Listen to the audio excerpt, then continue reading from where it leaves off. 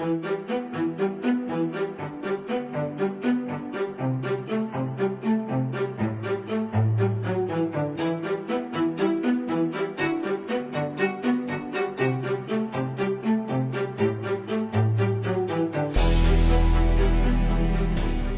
Monsieur le Président, merci de nous accueillir ici à Dakar dans le cadre du 2e Forum international des mobilités durables.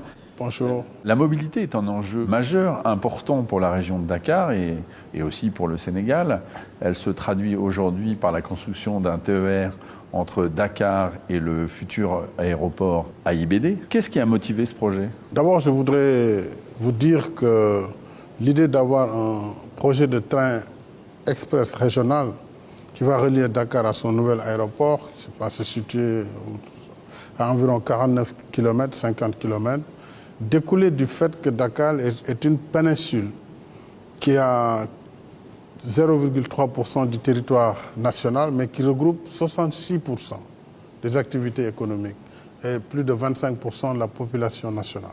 Donc il y a là un goulot d'étranglement, il y a un problème de congestion qui est historique, et un gros problème de mobilité.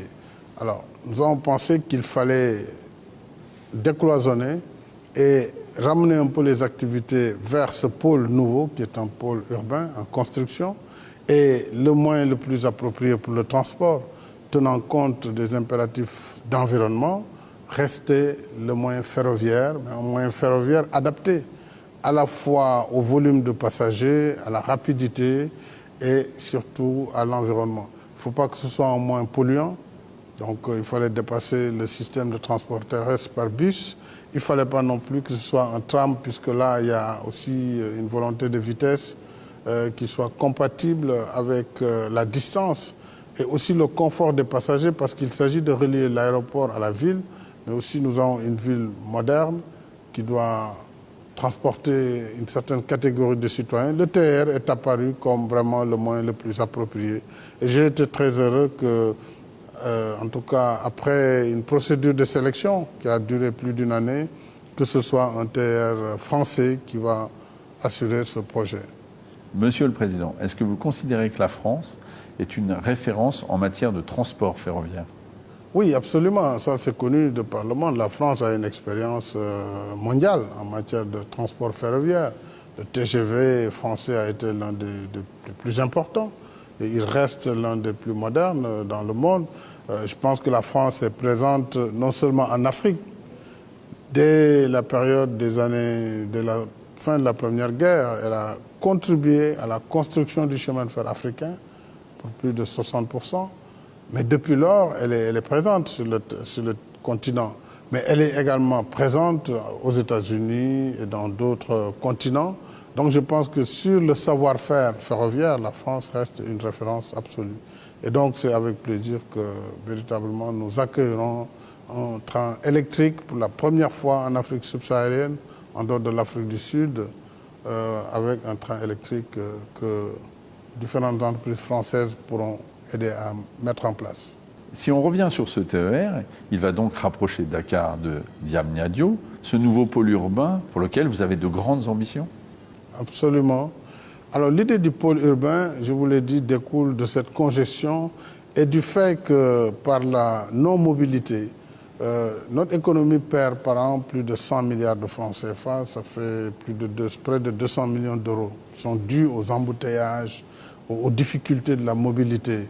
Et tant que nous étions restés dans ce mouchoir de poche de la presqu'île, évidemment, on a beau moderniser les moyens de transport, on ne s'en sortirait pas. Il fallait une élongation et l'autoroute qui relie le nouvel aéroport à Dakar donne un espace et nous avons pu aménager près de 2000 hectares de terre comme centre urbain moderne qui regroupe un certain nombre de services, de sociétés, mais également d'administration et d'institutions sportives. Alors, nous avons par la même occasion un pôle urbain, un aéroport international et la liaison entre les deux et Dakar donne cette perspective du train express régional. Et ce pôle urbain va décongestionner la ville de Dakar et tout en restant dans la continuité. Donc nous serons toujours dans la capitale, mais à une trentaine de kilomètres, avec une connectivité à la fois autoroutière, mais aussi maintenant avec une liaison ferroviaire moderne et tout à fait confortable. Ce TER a donc une dimension populaire très forte. Oui, la dimension populaire, elle est forte, puisqu'on escompte avoir au moins 115 000 passagers jour. C'est important pour le Sénégal, c'est la première fois qu'on va transporter autant de monde. Donc 115 000 pour la première phase.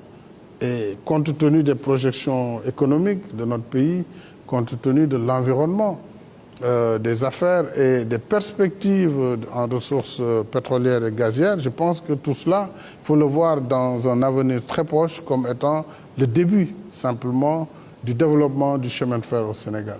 Et donc, mais ces chiffres vont être multipliés par 2, voire par 4, dans un horizon de 10 à 20 ans. Donc c'est cette projection qu'il faut avoir à l'esprit.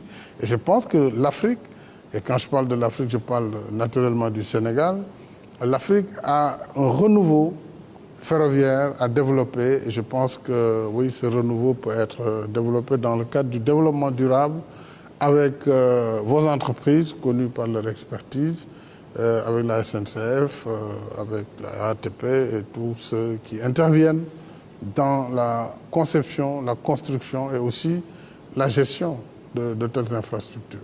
On vient de le voir, dimension populaire très forte. Et sur le plan économique? Oui, c'est un enjeu plus qu'important puisque finalement le transport ferroviaire, si nous arrivons à mettre le train, il va coûter beaucoup moins cher que le transport actuel par un système de cars qui font certaines étapes et le client paye plusieurs sections et même utilise plusieurs moyens de transport en ayant un TER qui constituera l'épine dorsale du transport, mais qui sera connecté par des réseaux qui vont servir de nervure. Nous avons déjà un modèle de bus transport rapide qui sera connecté à la dorsale du TER. Et nous avons d'autres moyens par bus qui pourront donc intégrer l'ensemble dans un système multimodal de façon à avoir un système de transport moderne qui allie à la fois le confort, la sécurité, la rapidité et également le coût. Tout cela, je pense, est tout à fait aujourd'hui pris en compte et les populations adhèrent parfaitement, rien que dans l'idée vraiment d'avoir des moyens de transport modernes et sécures. C'est dans cet esprit que vous avez décidé de créer une maison du TER à Dakar. Quel est son rôle? Oui, je crois que l'idée de la maison du TER, c'est qu'un projet, il prend du temps.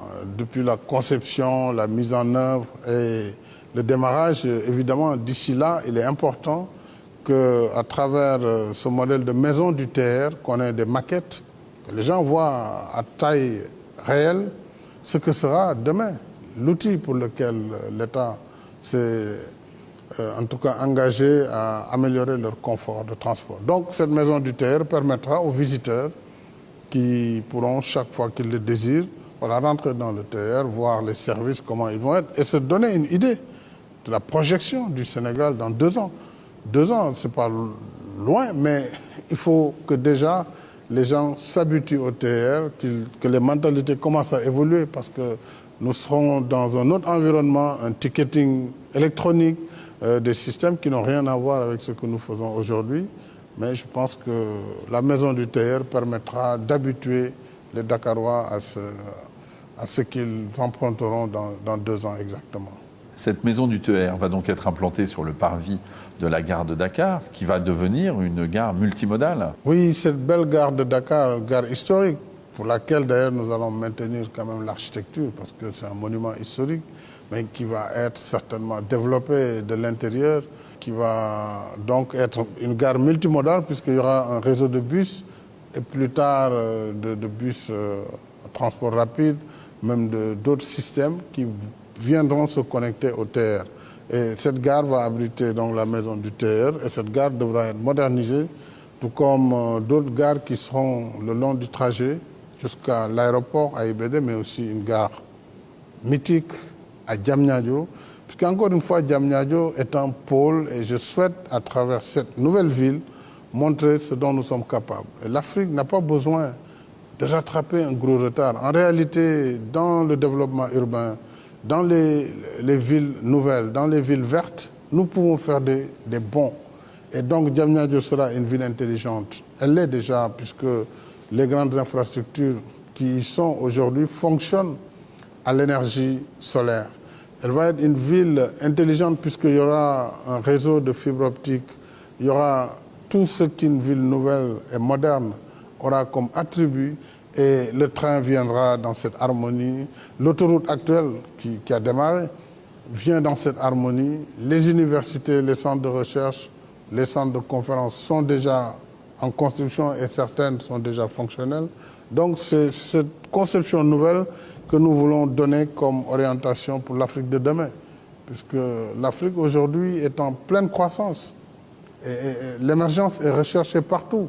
Mais il faut que cette émergence soit contrôlée, qu'elle soit harmonieuse, qu'elle ne se fasse pas dans l'anarchie et le désordre.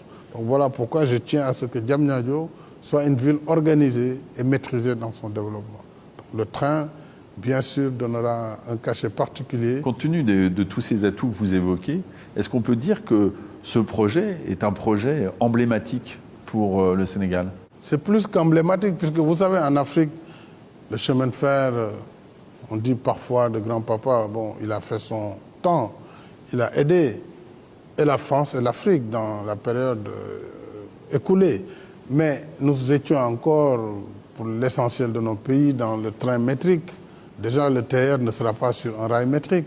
C'est déjà une projection pour l'avenir. C'est sur un rail standard, à écartement standard. C'est un train comme ceux qui roulent aujourd'hui en France ou ailleurs.